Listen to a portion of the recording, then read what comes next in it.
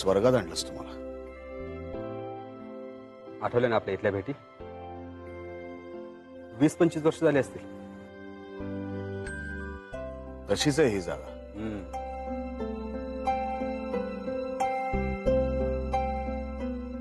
अरे, वडापावची गाडी सुद्धा तशीच आहे. थांब थांब, आहेत माझ्याकडे सुट्ट्या.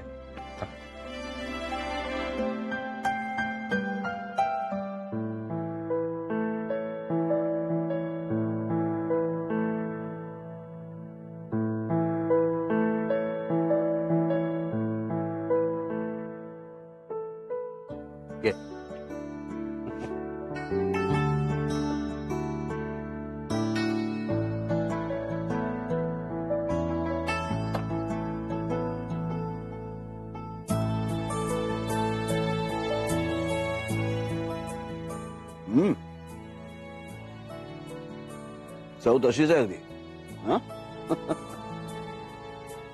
त्यावेळी आपल्याकडे वडापावसाठी 2 रुपये सुद्धा नसायचे. ते दिवस. आणि आता 500च्या खाली 1 नोट नसते आपल्याकडे.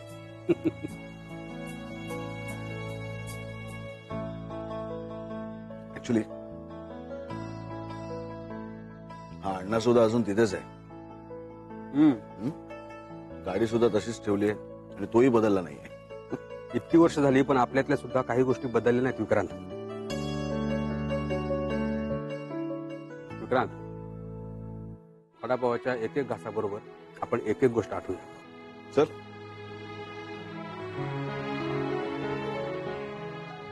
आठवतं? तुझ्याकडे एक जुनाट सायकल होती, रोज तीच वापरायचास. एकदा अचानक गाय समोर आली म्हणून तू वळवलीस आणि झाडावर आदळलीस. सायकलचे सगळे पार्ट्स निघाले होते, इथेच घेऊन आलो होतो मी. आणि दुःख झालं म्हणून एक वडापाव चापला होतास.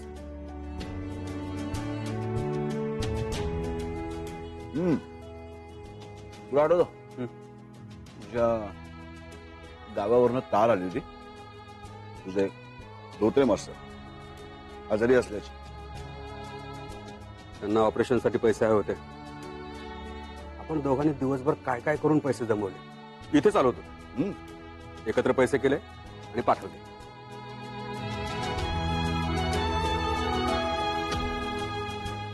आठवतं? तू वडापाव खात खात मला तुझी स्वप्न सांगायचं. तू म्हणायचास, विक्रांत स्वप्न बघ, खूप मोठी स्वप्न बघ. कारण मोठी स्वप्न बघायची अक्कल माझ्याकडे नाहीये. पण पण पण मी तुझ्या बरोबर असेन. तुझं प्रत्येक स्वप्न पूर्ण करण्यासाठी मी तुझ्या मागे उभा असेन. माझा जीव गेला तरी चालेल, पण तुझी साथ कधी सोडणार नाही.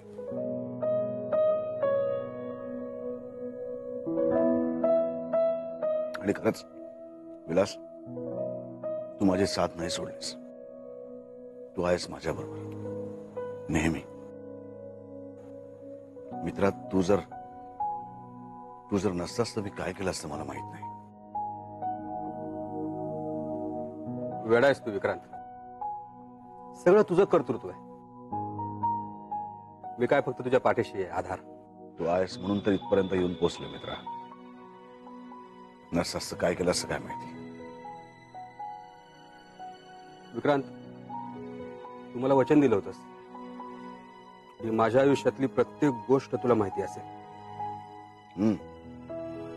की तुझ्यापासून कुठलीही गोष्ट लपवणार नाही.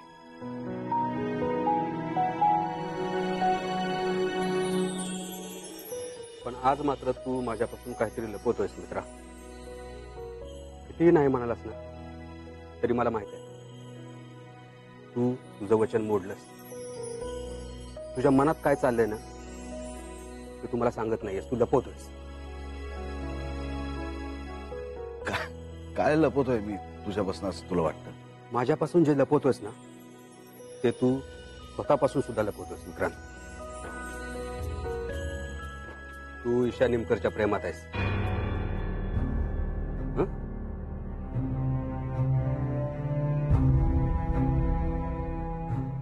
हे बघ विक्रांत, जोपर्यंत तू स्वतःला फसवत राहशील ना तोपर्यंत यातून बाहेर पडणार नाहीस.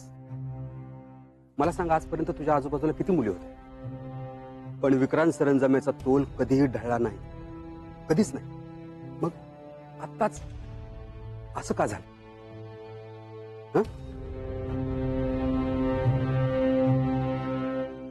मला नाही माहिती, मला नाही कळत आहे. असं कसं होईल? मला नाही कळत आहे कसं होतंय. म्हणजे मी म्हणतोय ते सगळं खोट आहे. जे घडतंय ते माझ्याही नकळत घडतंय. तेव्हा ईशाच्या बाबतीत जे काही घडत गेलं ते इतकं नकळतपणे घडत गेलं ते मलाही कळतंय. म्हणजे सगळ्यात पहिल्यांदा मी तिच्यावरती विश्वास टाकला आणि नंतर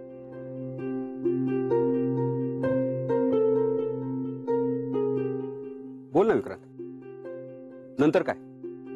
नंतर हळूहळू ती तुला आवडायला लागली, मग तू तिच्या प्रेमात पडलास. हे बघ, ते तुझ्या चेहऱ्यावर स्पष्ट दिसतंय. लपवून काही उपयोग नाही विक्रांत, आणि पुढे जाऊनही उपयोग नाही. वयाचा फरक हाच एक मुद्दा नाहीये. निमकरांची परिस्थिती आणि तुझी पोझिशन यामध्ये जमीन आसमानाचा फरक आहे. तू आज कुठे आहेस याचा विचार कर. इथपर्यंत पोहोचण्यासाठी तू किती कष्ट घेतलेस हे मी पाहिलंय विक्रांत. आता परिस्थिती खूप नाजूक आहे. तुझ्या एका चुकीमुळे कमवलेल्या सगळ्यावर पाणी पडेल, आणि हे तू करू नकोस. या मित्राचं ऐक. तू आता अशा उंचीवर पोहोचलायस की जिथून एका चुकीमुळे फक्त कडेलोटच होऊ शकतो.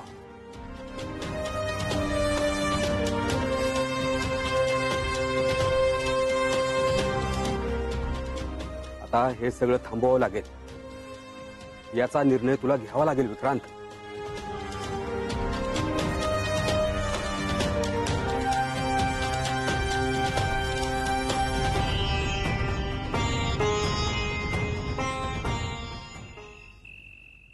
मी काय निर्णय घेणार रुपाली? त्यासाठी मला त्यांच्या मनातलं कळलं तर पाहिजे ना. अगं पण ते तुझ्याशी कसे वागतायत त्यावरून मला काही समजत नाहीये. तुला माहितीये, मी त्यांना अडून अडून विचारायचा खूप वेळा प्रयत्न केला, पण ते काहीच कबूल करत नाहीत ना गो. आता करू तरी काय मी?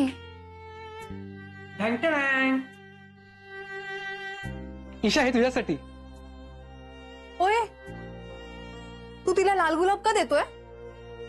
हे बघ, आमची फ्रेंडशिप आहे ना. फ्रेंडशिप मध्ये कोणी लाल गुलाब देतं का बिप्या? मला माहितीये येल्लो असतं, पण ते त्या फुलवाल्याकडे नव्हतं, म्हणून हे. ईशा, घे ना. अगं, काटे काढलेले आहेत, लागणार नाही. हा, घे ना, बिंदास. हा,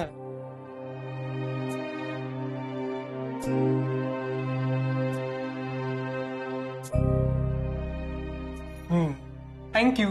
आवडला? मूड नाहीये का? हे बघ, ती ऑलरेडी खूप टेन्शन मध्ये. तू आणखी प्रश्न नको ना विचारूस. सॉरी सॉरी सॉरी, पण मी काही मदत करू शकतो का? इथे विक्रांत सरांच्या मनातलं करण्यासाठी ती स्वतः काय करू शकत नाहीये, त्यात तू काय करणार? प्यार की गाड़ी वही के वही, ना आगे जा रही है ना पीछे आ रही है.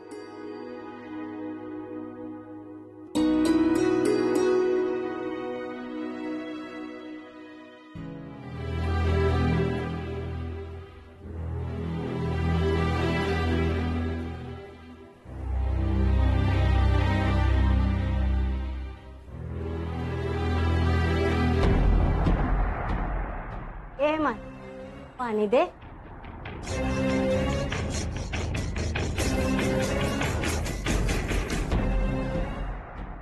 आयडिया.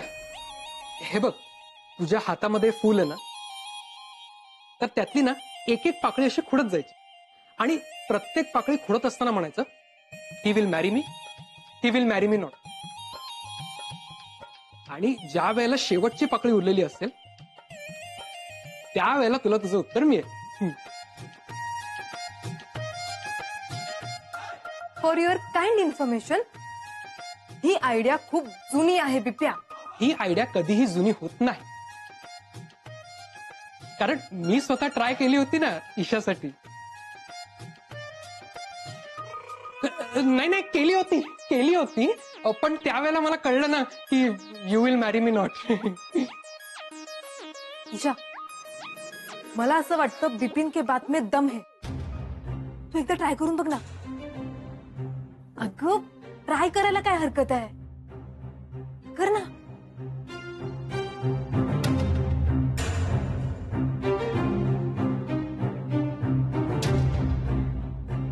माझं सरांची लग्न होणार नाही होणार.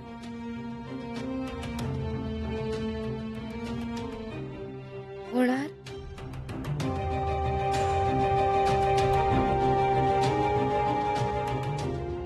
नाही होणार. होणार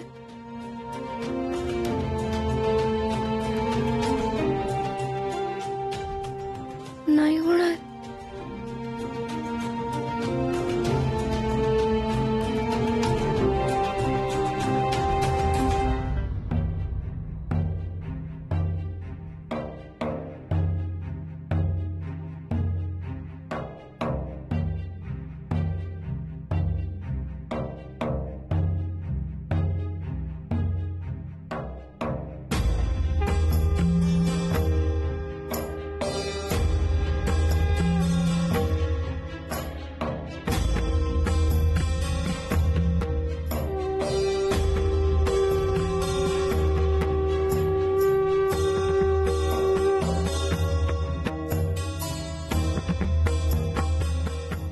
ए बाई, तूच आली होतीस ना माझ्या घरी? होय, मीच आले होते. तू काय म्हणाली होतीस?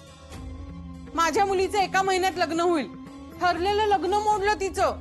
कर्जतच्या अंबाबाईची वटी भरलीस? नाही ग.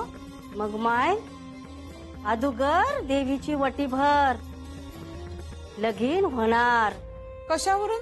शंका नको माय. देवी आईच्या मनात असल तर देवी स्वतःच करून घेते.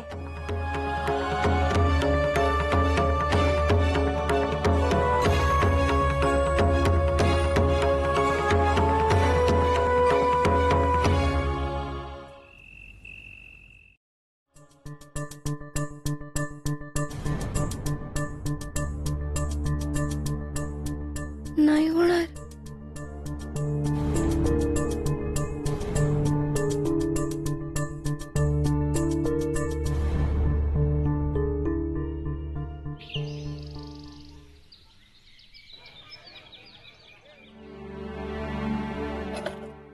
नेमकं देवीची ओटी भरायला कधी निघूयात? अगं तू काय डोक्यात घेऊन बसलीस त्या बाईचं? माझ्या मुलीच्या लग्नाचा प्रश्न.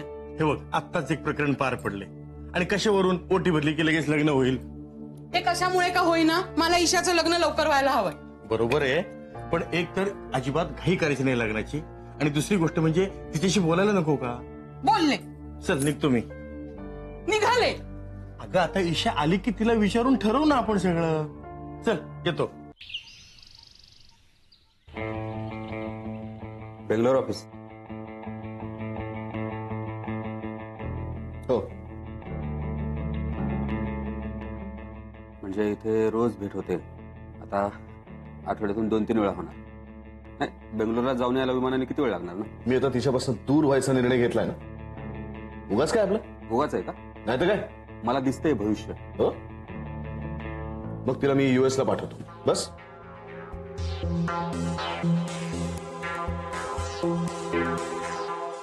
समज मी ईशा आहे आणि मला या ट्रान्सफर विषयी काही प्रश्न पडले, विचारू? समज ना. Role play.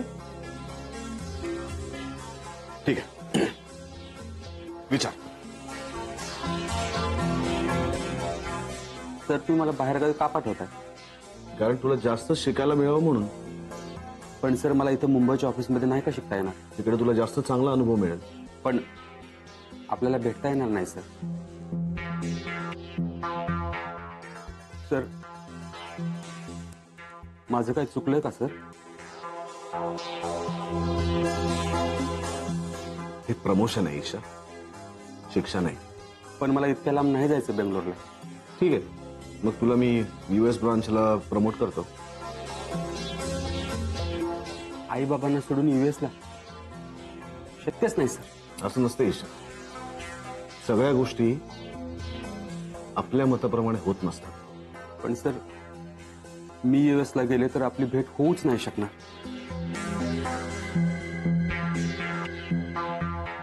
आता या प्रश्नाचं काय उत्तर देशील तू?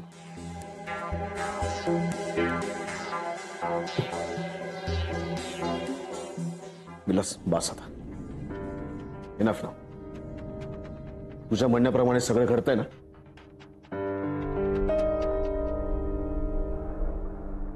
ठीक आहे, आजच्या आज या प्रकरणाचा काय तो सोक्षमोक्ष लावून टाक.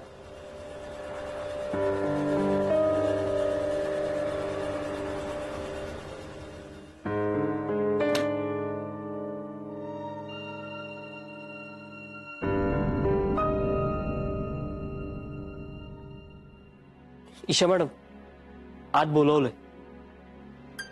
विक्रांत सर आले? हो.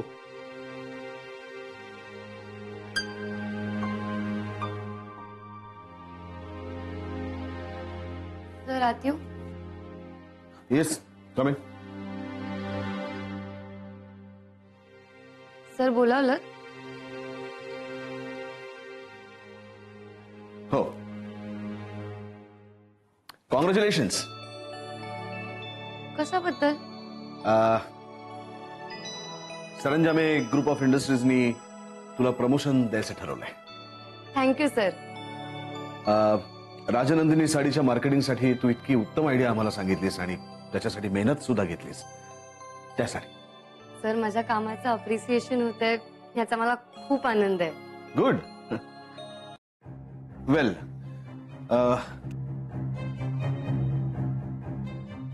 ईशा, हे प्रमोशन घेण्यासाठी तुला बेंगलोरला ट्रान्सफर व्हावं लागेल. काय? बँगलोरला? या.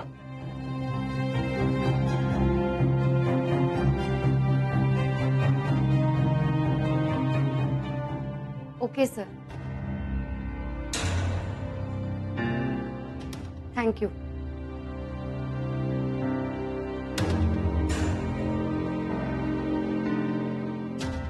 तुझी काही हरकत नाही?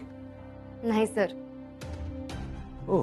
कारण आयुष्यात सगळंच आपल्या मनाप्रमाणे होतं असं नाहीये. गुड. गुड. ठीक आहे, मी मायराशी बोलून घेतो. ज्या काही फॉर्मॅलिटीज असतील त्या तू पूर्ण कर. गुड. थँक्यू.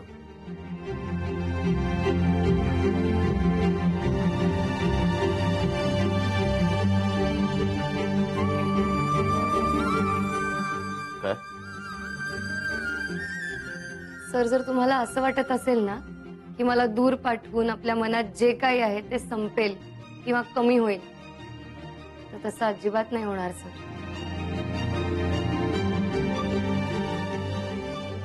सर, प्रेमाला जसं वयाचं बंधन नसतं ना, तसं अंतराची मर्यादाही नसते.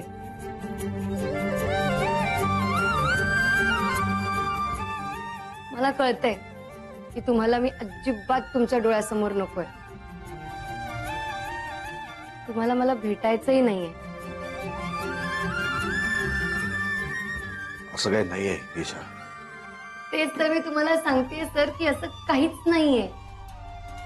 आपल्या हातात एवढंच असतं सर की जे आपल्या समोर येईल ते आपण मान्य करायचं आणि त्याला सामोरं जायचं. आणि तेच तुम्ही करत नाही आहात सर.